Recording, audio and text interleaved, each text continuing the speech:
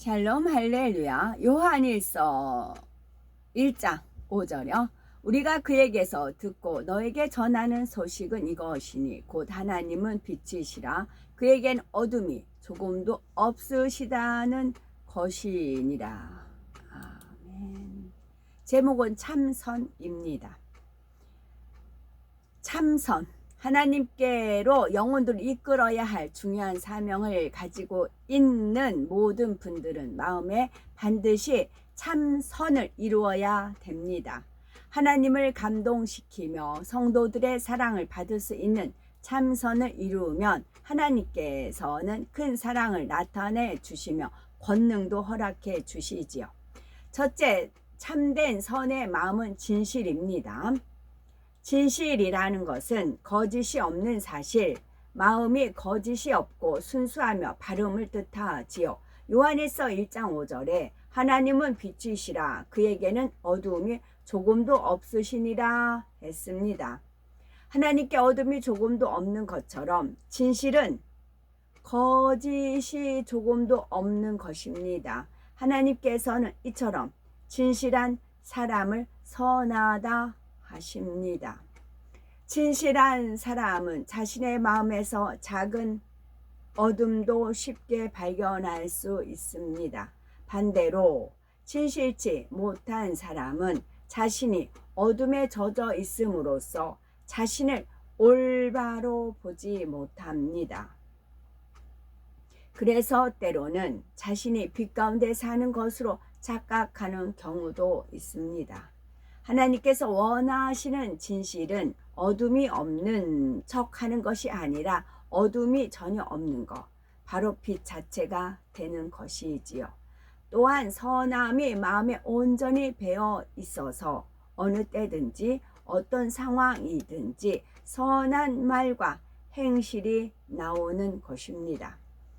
창세기 18장에는 하나님께서 99세의 아브라함에게 아브라함이 이스마엘 낳을 때가 86세였어요.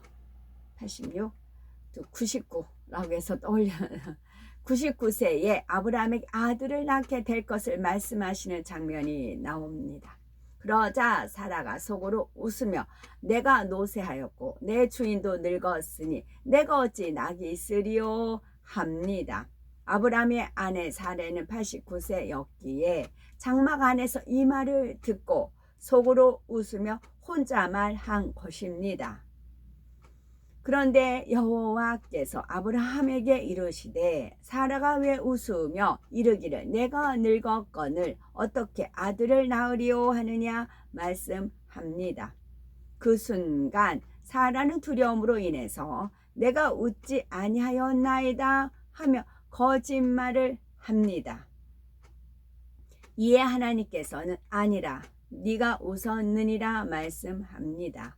만약 사라가 진실한 사람이었다면 하나님의 말씀이 믿기지 않아서 그만 내가 웃었나이다 말했을 것입니다. 그러나 사라는 진실하지 못했지요.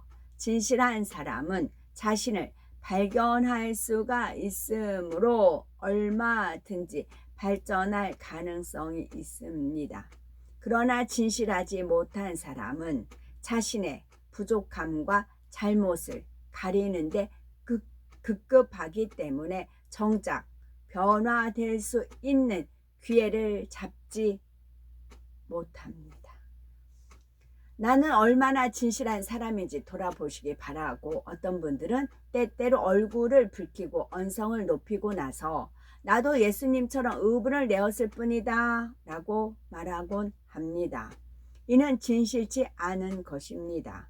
하나님께서는 사라에게 하신 것처럼 그것은 의분이 아니다. 네 말에는 악이 배어 있다 하실 것입니다. 사람은 진실할수록 하나님의 시선으로 바라볼 수가 있고 하나님의 마음으로 생각할 수가 있습니다. 설령 지금은 악이 있다 해도 진실한 사람은 그때마다 바로 깨달을 수가 있으니 벗어버리기도 쉽습니다. 그러나 악의 모양이 있으면서도 아니라 생각하며 그럴듯한 이유로 덮어버린다면 악을 발견하는 것도 그 악을 버리는 것도 결코 쉽지 않습니다. 열매의 분야에서도 자신이 얼마나 진실한가를 돌아보아야 합니다.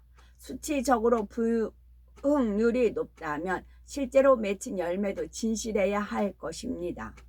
예를 들어서 예전에 자신이 잃어버린 영혼을 다시 찾은 것을 부응했다고 해서는 안 됩니다. 혹여 부응하지 못한 경우에도 지금은 성전도 비좁고 하나님께서 부응을 막으셨다고 하시니 부응이 안 된 것이다 라고 생각할 수가 있습니다. 그런데 이 말은 최선을 다해서 자신의 사명을 감당한 분만이 할 수가 있는 말입니다. 주의 종이라면 하나님 앞에 진실해야 할 것입니다. 다윗은 양을 칠 때 사자나 곰이 와서 자기 양을 잡아가면 생명을 걸고 쫓아가서 구해왔다고 했습니다. 야곱은 양을 칠 때 낮에는 더위를 무릅쓰고 밤에는 추위를 당하며 눈붙일 겨를도 없이 지냈다고 했습니다. 이처럼 최선을 다했다면 결코 맡은 영혼을 잃는 일은 없습니다. 그런데 자신이 잘하지 못하여 맡은 양떼를 잃고서도 부응하지 못한 이유를 달리 말하는 것은 진실하지 못한 것이지요. 이와 함께 하나님께서 부응을 막으시는 이유도 깨달아야 합니다. 이는 주의 종은 물론이요 모든 성도들이 영적인 무장을 하도록 하기 위해서이지요. 앞으로 보내주실 무수한 영혼들을 능히 감당할 수 있는 역량을 기를 시간을 주신 것입니다. 어떤 영혼이 와도 포용할 수 있고 선과 사랑 가운데 생명의 길로 인도할 수 있는 능력을 길러야 합니다. 자신의 의와 틀로서 영혼들을 힘들게 하거나 상처를 줘서는 안 됩니다. 지금은 주의 종들과 일꾼들, 성도들이 바로 이런 준비를 해야 하는 시기이지요. 그러기 위해서는 먼저 믿음이 성장하여서 영에 속한 믿음인 믿음의 4단계 이상에 이르러야 합니다. 또한 자신의 의와 자신의 틀을 온전히 깨트림으로써 어떤 영혼에게든지 성결의 복음을, 성결의 말씀을 그 영혼에게 맞게 먹일 수 있어야 합니다. 이러한 준비를 성실하게 함으로써 하나님께 진실하다 인정받을 수가 있어야 되겠죠. 두 번째, 참된 선의 마음은 희생입니다. 희생이란 다른 사람이나 어떤 목적을 위해서 자신의 재산이나 명예나 이익이나 목숨을 바치거나 버리는 것입니다. 이는 사랑이 아니고서는 할 수가 없습니다. 하나님과 주님께서는 우리를 위해서 이러한 희생을 하셨습니다. 죄인으로서 영원히 사망의 형벌을 받게 될 우리를 위해서 예수님의 목숨을 내어주는 큰 희생을 하셨던 것입니다. 이처럼 큰 사랑을 입은 하나님의 자녀라면 다른 사람을 위해서 자신을 희생할 수 있는 선한 마음이 되어야 합니다. 더구나 주의 종의 길을 걷고 있는 교역자라면 이러한 희생의 마음은 당연한 것입니다. 예수님께서는 하늘의 영광을 버리고 모든 것을 내어주시되 목숨까지 내어주셨습니다. 이러한 주님의 종이라면 섬김을 받으려 하거나 명예를 얻으려 하거나 자기의 유익을 구하려 해서는 안 됩니다. 주님처럼 선한 목자로서 양들을 위해 모든 것을 내어줄 수 있어야 하지요. 한 영혼이라도 더 살릴 수 있다면 자신은 잘 먹지 못하고 심지어 줄일지라도 기꺼이 기쁘게 전부 내줄 수 있어야 하는 것입니다. 자신이 쓰고 남은 부분만 영혼들에게 돌리는 것은 참 희생이라 할 수가 없습니다. 자신은 쓸 것이 없어진다 해도 전부를 영혼들에게 돌릴 수 있는 마음, 이것이 바로 참된 희생이지요. 이러한 물질의 분야뿐만이 아니라 명예 역시 영혼들을 위해 버릴 수 있어야 합니다.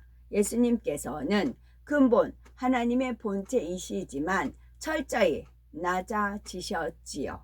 인류의 모든 죄를 짊어진 죄인의 자리까지 낮아지시고 결국엔 처참하게 죽임을 당하셨습니다.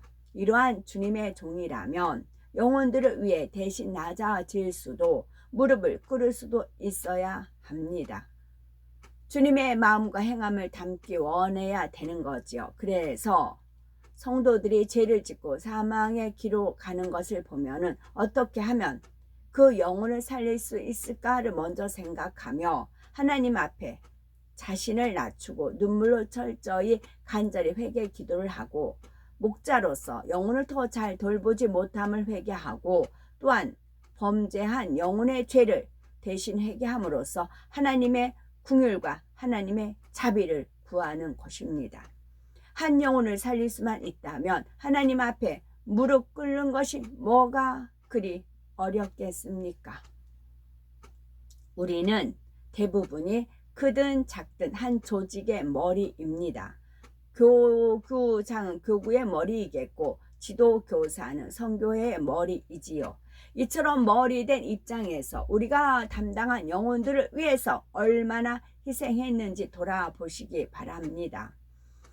예를 들어서 우리가 맡은 분야에서 어떤 성도가 하나님의 영광을 가리는 불미스러운 일을 했습니다. 그럴 때 우리는 머리로서 얼마나 책임을 느꼈으며 얼마나 내 자신을 희생했는지 돌아보시기 바라고 마음이 선하면 책임을 회피하려 하지 않습니다.